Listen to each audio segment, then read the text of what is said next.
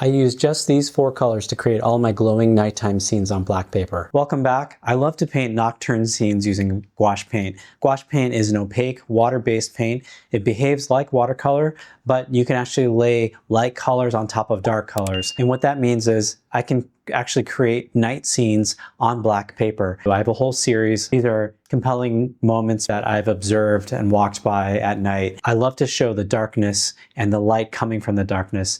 It really gives people a chance to fill in information from their own imagination. In this video, I'm going to do a quick walkthrough of how I use gouache paint on black paper, and hopefully you'll learn a tip or two. So this is a nocturne painting that my clients asked me to create based on an existing bus stop painting that my clients really liked. And they asked me to recreate a larger version, and I basically went out and took a bunch of photos of the same bus stop that I painted previously, and I wanted to capture different times of day, mainly towards the evening, but also I wanted to capture a different season. And here is the other painting that I did. This is from a couple of years ago. You can see it's the same bus stop. They really like the light in the sky. It's actually one of my favorite pieces. Basically, I create these nocturne paintings using these 4 colors. It's a yellow, a blue, a white, and a red.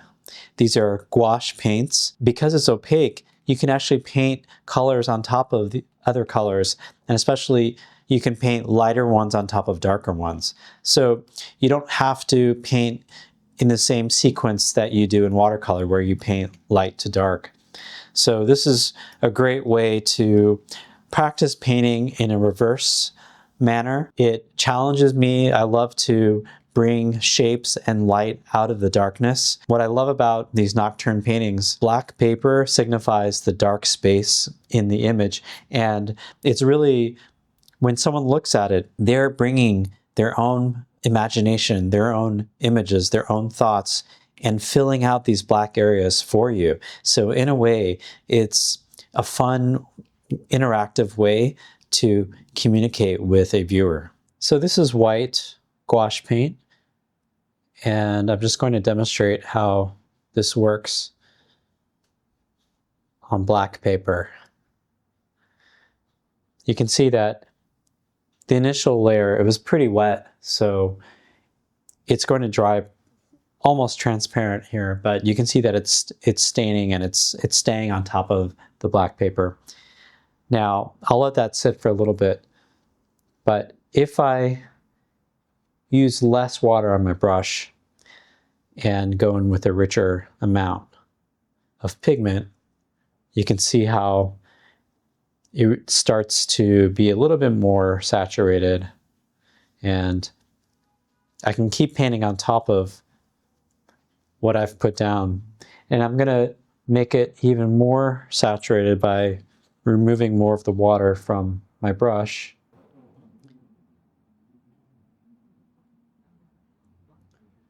But you can see that I can go back over this, and eventually it will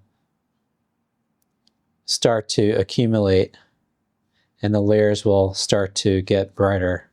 I'm going to switch colors here, and I'm going to try a yellow, and I'm going to go along the edge here.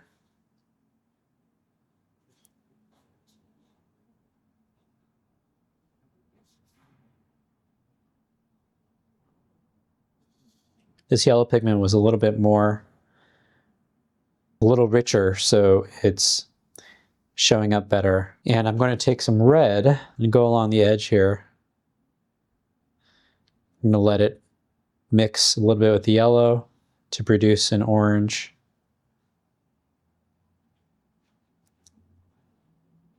Now the key with my nocturne paintings, I'm not trying to use really saturated versions of these colors. And mostly that's because the scenes that I like to paint are scenes at night. And you're really not going to see really big patches of these bright colors unless it's like the headlights or the red lights of a police car or a stoplight. So I'm really not going to be using this kind of saturated red for a large portion. It will probably just appear as dots here and there.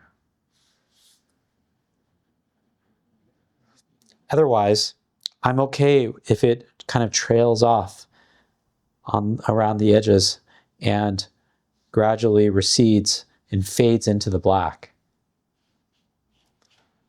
And for me, that's the fun part, because in real life, when you're walking around, you're not going to see these really pure colors at night. You're going to see the remnants of them. And that's what makes these nocturne paintings so compelling.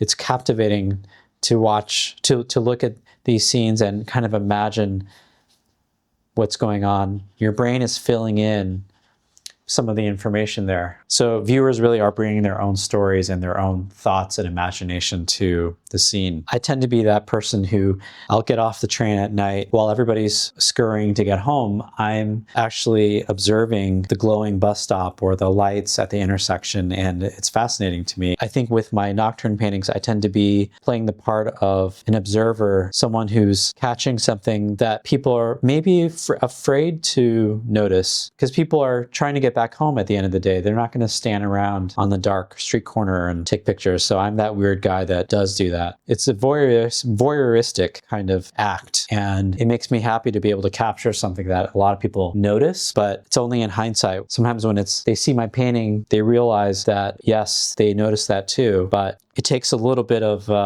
boldness and courage to actually decide, hey, I'm going to turn this into a painting. So you can see I'm layering more whites on top of the white, trying to just get that to stand out a little bit more. It helps if it's dried a little bit more. If I came back to this hours later, I could easily lay down a much drier, richer layer on top of that. From this view, you get a better sense of the shading and the gradual nature of the edges of these colors. You can see how the red is fading into the black.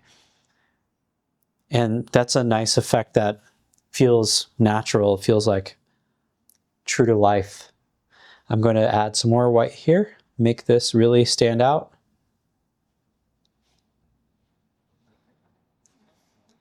That's similar to what the glowing white panel of a bus stop would be in the darkness. Because I'm painting these night scenes, I'm really depending on the brightest parts of the scene to provide the greatest interest. So glowing lights, glowing bus stop, glowing street lamps, headlights, things like that, I'm looking out for as I'm walking around taking pictures. In some ways, it's an exercise that allows me to practice with my colors, because since I'm only using 4 colors, it forces me to really think about my mixing and to be creative and to also let go. I can't get the exact colors that I'm seeing. Usually I'm not even trying that hard to get the exact color. I'm more interested in making sure that the relationship of the values works. So for me, as long as the whites come through powerfully, then I'll be happy.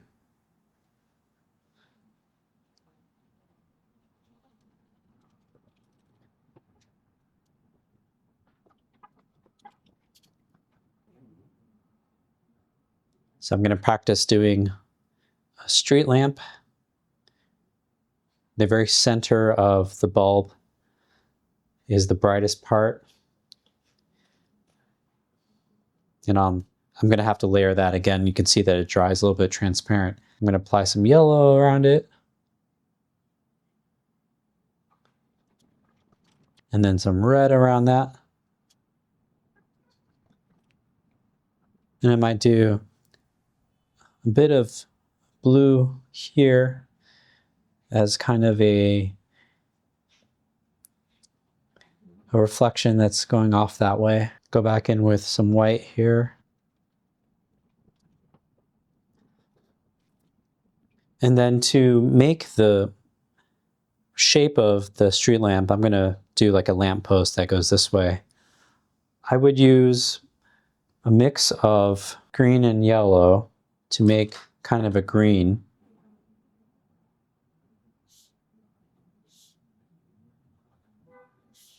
And as that dries, you'll be able to see the black of the paper coming through, and you can adjust accordingly. It may be too bright for this, but as it dries, we'll get a sense of just how bright it is. Might use some reds here.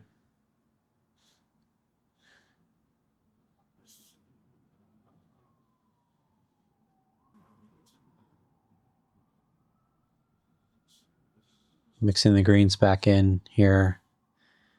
And again, this is just it's a fake lamppost. It's not something I'm not drawing this from a picture or anything. I'm just making it up. But you know, there's like some rust color on this lamppost. I don't really know what shape this lamppost is, but it's all right. It's just make believe. And I'm just testing out these colors, just trying to illustrate how you can use gouache to create a different style of painting. It's different from the typical watercolor sequence of brushstrokes. You can also do washes here.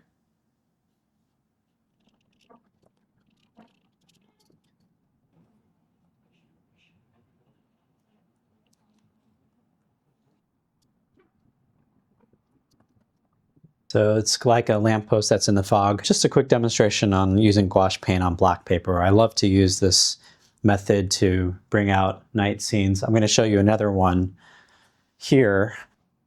This is another painting of mine. It's a scene on the stairs in my neighborhood, and I tried to capture this really magnificent cloud structure. A little hard to see with the reflections here, but you can see how I use a lot of the black paper for the dark areas of the painting, and the focus is really on the clouds.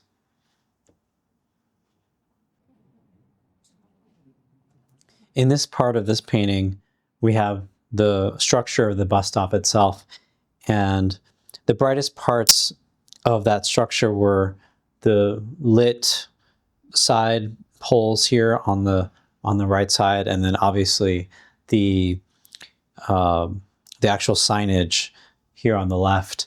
And that took several layers of white to really make it feel brighter. In the scene itself, they're not really bright white, but actually they are a dull yellowish, greenish tone. So I wanted to get across the brightness, but also that it's kind of dull. Up here we have the greens, which are really, it's metallic. It's a metallic surface, and the light of the fluorescent lights really ends up casting a greenish tone on that surface. And then there's some reflection here coming off the signage. There's also bright parts on the right sides of the kids that are sitting inside the bus stop, and I wanted to show these highlights. I wasn't really picky about the color, but I wanted it to be pretty bright, so closer to white, and there were some greens in there as well.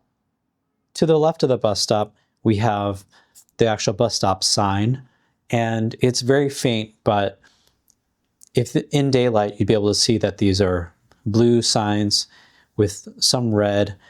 The letters are white. The sign up here at the very top is a round sign that has red stripe on the bottom, and then it has the logo of the bus. But it's barely visible in my reference photo, so I really didn't want to bring too much attention to that, but I wanted just enough of a hint that this bus stop sign is there in the scene. And that's really just to help fill in the rest of the scene, because people will be familiar with this. Once they see just a tiny bit of these shapes, their mind is going to register it and they will recognize it. Same with these brighter colors back here. It's a lamp that's on a wall that's further back. There's a wall here where you can see the bricks, which is yellow and orange.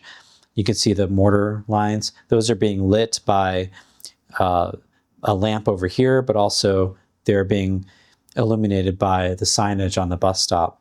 Drop a comment below if you have an idea for a compelling subject to paint as a nocturne painting. If you enjoyed this, subscribe to see more about my artwork and my processes. I'm an artist who started art later in life. I don't have any formal training, but I love to share about what I've learned and to pass along a tip or two. Thanks.